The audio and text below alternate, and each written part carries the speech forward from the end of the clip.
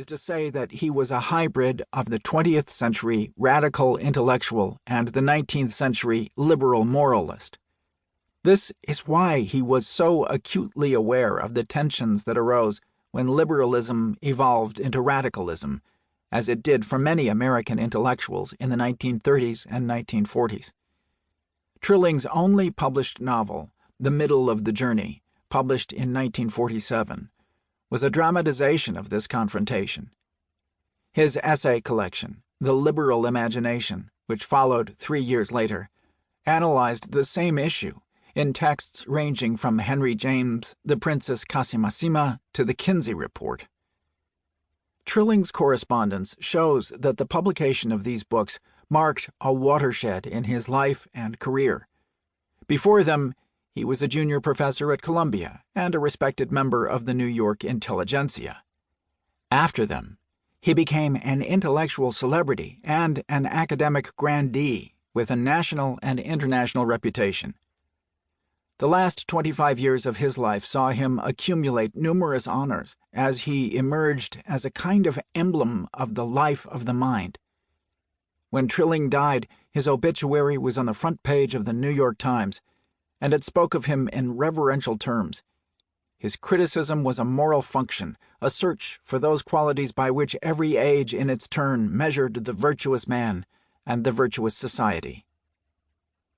It is in this large and profound sense that Lionel Trilling's life can be described as a life in culture.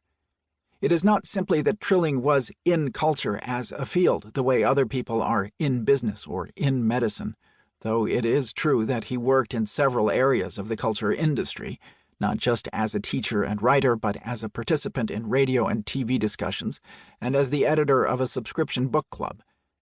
Rather, his thought was an exploration of what it means to live in culture, as a set of assumptions and values governing individual life, and a set of transactions in which human potentialities are gained and lost. This is the tragic Freudian sense in which Trilling used the phrase in his essay Art and Neurosis. We come then to a remarkable paradox. We are all ill, but we are ill in the service of health, or ill in the service of life, or, at the very least, ill in the service of life in culture. To be cultured, or civilized, or humane is, for Trilling, an ambiguous proposition. He admires the energy of modern literature as a destructive antinomian force. These structures, he writes, of the modernist masterpieces in On the Teaching of Modern Literature, were not pyramids or triumphal arches. They were manifestly contrived not to be static and commemorative, but mobile and aggressive. And one does not describe a quinquereme or a howitzer or a tank without estimating how much damage it can do. Yet Trilling is also aware that civilization cannot be damaged without cost.